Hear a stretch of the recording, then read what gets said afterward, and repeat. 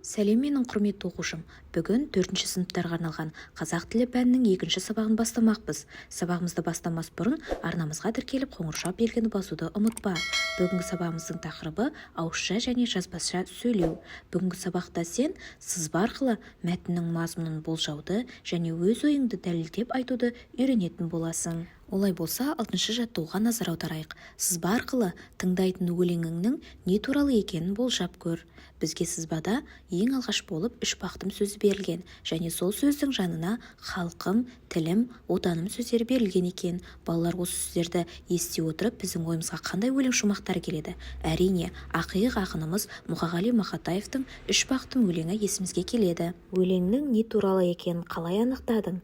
Халқым, тілім, отаным деген 3 сөзді бақытқа теңеген. Яғни әр сөздің берілген қасиеті, мағынасы өте ерекше. Және осы 3 сөз 3 бақытым өлеңінің ішіндегі тірек сөздері болғандықтан біз оңай таба алдық. Өлеңді мұқият тыңда.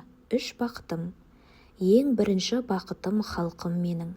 Соған берем ойымның алтын кенін. Ол бар болса, мен бармын, қор болмаймын. Қымбатырақ алтыннан нарқым менің.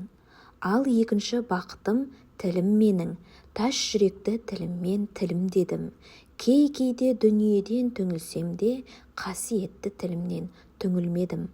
Бақытым бар үшінші отан деген, кім мықты десе біреу отан дерем. Оты сөнген жалғанда жан барсың ба, ойланбай-ақ кел дағы отал менен.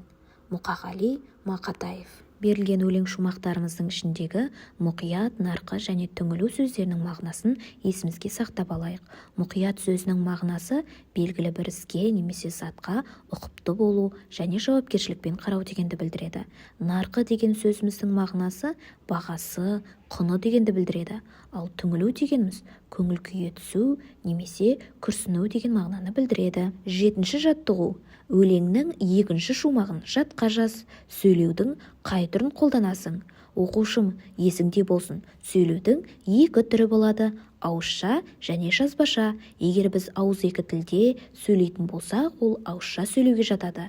Қағазға немесе дәптерге жазу арқылы түсіндіретін болсақ, ол жазбаша сөйлеу түрі болады. Егер біз өлеңнің 2-ші шумағын жаттап алып жазар болсақ, ол сөйлеудің қай түріне жатады деп ойлайсың?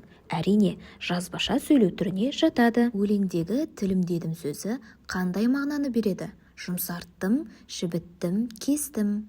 Таш жүректі тіліммен тілім дедім деген қатарда тілімдеу сөзі кестім деген мағынаны білдіреді. 8-ші жаттығу. Мақал-мәтелдерді оқы, олардың мағынасын бір-біріңе түсіндіріп көріңдер. 1. Жақсы сөз жарым ырыс. Бұл дегеніміз досыңа немесе сыныптасыңа жақсы сөздер айтар болсаң, көңіл күйі керемет көтеріңкі болатынын білдіреді. 2. Сөз сүйектен өтеді, таяқ еттен өтеді. Бұл мақалда сөздің таяқтан да ауыр тиетіні айтылған. Досыңа немесе сыныптасыңа ешқашан ауыр сөз айтушы болма. 3. Аңдамай сөйлеген ауырмай өледі. Бұл мақалда әрбір сөзіңді ойланып айту керектігі айтылған. 4. Айтылған сөз атылған оқ. Бұл мақалда айтылған сөзің ешқашан кері қайтарылмайтындығы айтылған. 5. Өз білмегеніңді кісіден сұра, үлкен жоқ болса кішіден сұра. Бұл мақал-мәтелде білмегеніңді үлкеннен де кішіден де сұрағанның еш әбестігі жоқ екендігі айтылған. 6. Біліп тұрсаң да сұрап ал. Бұл мақалда жасар ісіңнің немесе айтар сөзіңнің дұрыстығына көз жеткізуің керектігі айтылған. 7. Жақсы кітап, жақсы дос, үнсіз ұстаз.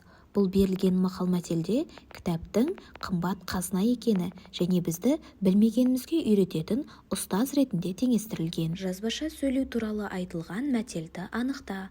Оны көркем жаз.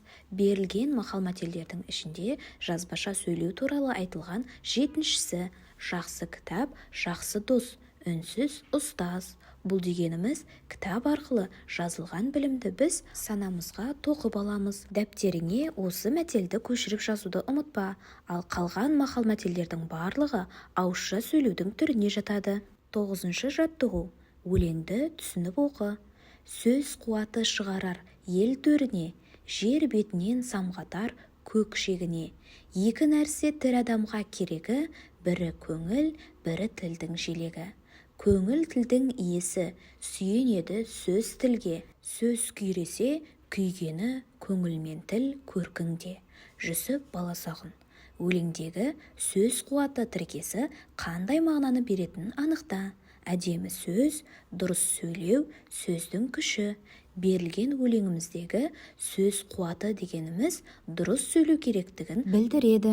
Осы нұсқаны таңдауымыздың дұрыстығын дәлелдеп көрейік. Егер оқушым айтқан сөзіңнің барлығы да әдемі, дұрыс әрі ақиқат сөздер болатын болса, сені ел де, достарың да сыйлайтын болады. Ал егер айтқан әрбір сөзіңде, яғни жалған ақпараттар көбірек кездессе, онда жолдастарың да, достарың да азаяды. Соған қарай өзіңнің де көңіл күйің, көркің де түсетін болады. Сондықтан ешқашан жалған сөйлемеуге тырыс. 10-шы жаттығу. Мәтінді оқы. Еркебай әжесіне не деді? Әжесі немересіне не деп жауап берді? Деген сұрақтарға жауап іздеп көрелік. Бірде Еркебай күні бойы ойнап, сабағына дайындалмастан ұйықтап қалды. Таңертең әлденені сылтауратып мектепке барғысы келмей жүріп алды. Мұны әжесі байқады да киімін кие бастады. «Әже, сіз қайда барасыз?» дейді Еркебай. «Мектепке». «Онда не істейсіз, әже?» «Сенің орныңа оқып келемін». Еркебай қатты ұялды. «Әже, әжетай, бармай-ақ қойыңызшы, өзім барамын». Сол күннен кейін Еркебайдың сабағы жөнделе бастады. Күні бойы ойнағанды қойды, әжесінің рұқсатымен біраз ойнап келеді де сабағына кіріседі. Балдырған журналынан. Бұл мәтінде сабақ оқығанды ұнатпайтын жалқау Еркебай туралы айтылған. Әжесіне әбден еркелеген Еркебай мектепке барғысы келмейді.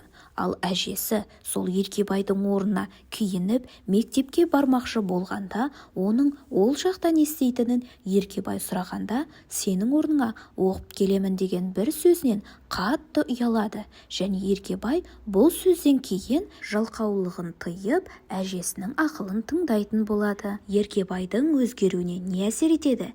Әжесінің сөзі ме, әжесінің әрекеті ме? Бұл жердегі дұрыс жауап әжесінің сөзі. Бүгінгі сабағымыз аяқталды. Келесі сабақта кездескенше.